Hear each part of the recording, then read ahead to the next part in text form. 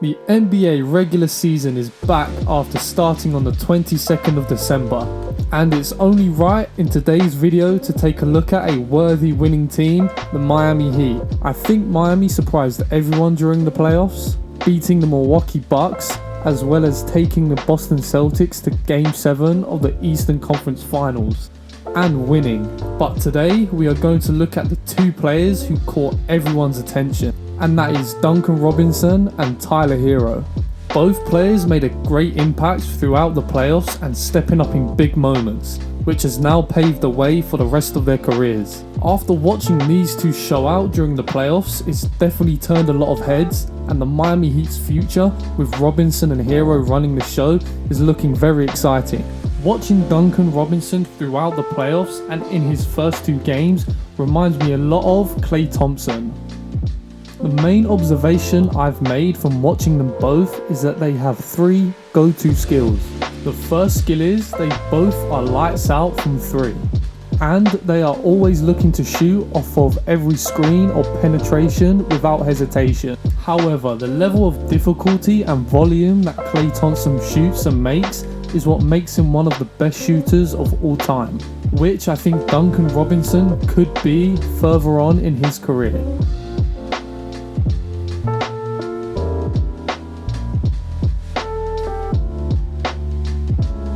At the moment, Klay has shown to have the 1 or 2 dribble pull-up as one of his go-to moves, which is automatic for him to do if the defense takes away his 3-point shot.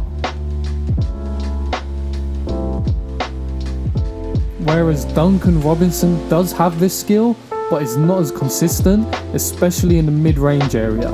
And when playoff time comes, teams will be looking to run Robinson off of the 3-point line, forcing him into a pull-up. Now, this final skill is what separates players like Klay Thompson, Ray Allen, and Duncan Robinson, is their ability to play without the ball and using minimal dribbles to create a shot. The way the Miami Heat run their offense is perfect for a player like Robinson, as all he needs to do is play off of handoffs and screens. This allows Robinson to have his defender chasing him around as he's always moving and making plays to get open. Now, give credit to the Miami Heat bigs, as they are the reason that he gets so wide open. They also understand the defense is going to be playing off of them a lot, which makes handoffs and ball screens a perfect option to create shots, as the big is always in drop coverage. And another thing that makes him a threat is his ability to change speed. As you'll see, he is able to go from being static to sprinting off a screen to then being able to make the shot.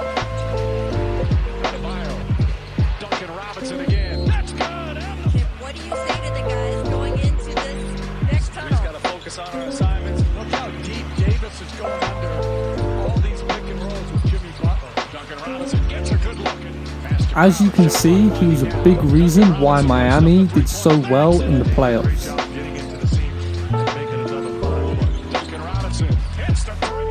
Moving on to Tyler Herro.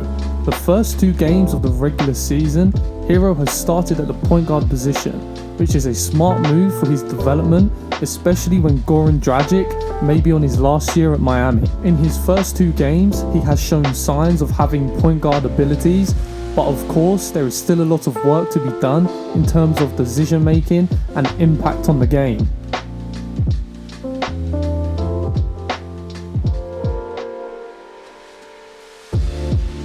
As he will have a big role to fill if Dragic doesn't return.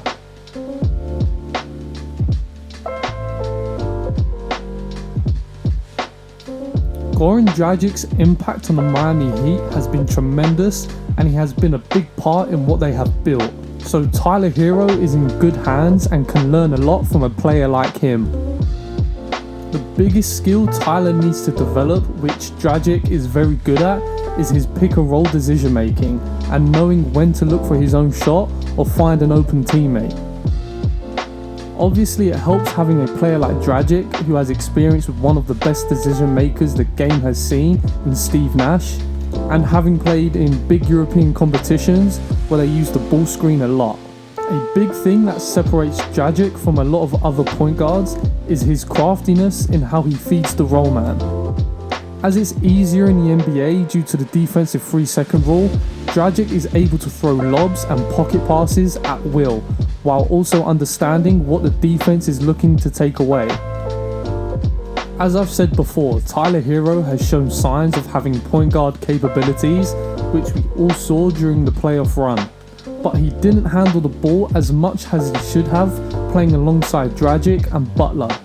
However, when Dragic went down injured, he stepped up when his team needed him to. Now the question is, can he be reliable and consistent with it for a full season and for the future of Miami Heat? Duncan Robinson drills is trying to break rhythm. You can't allow that if you're This is a free. Could have probably taken a charge, but instead stepped out of the memories of this gentleman. Well, certainly In his first 2 games starting at point guard, there were a few habits which may cause him a few problems in the future.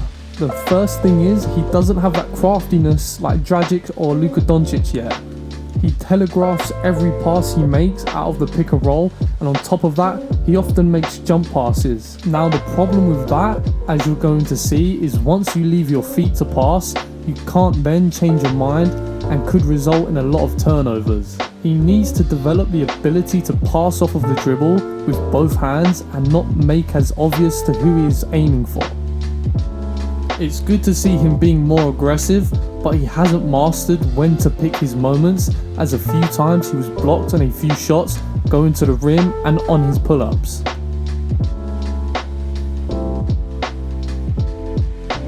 Developing a consistent pull-up or a floater would elevate his pick and roll game tremendously, instead of resulting to one-footed finishes.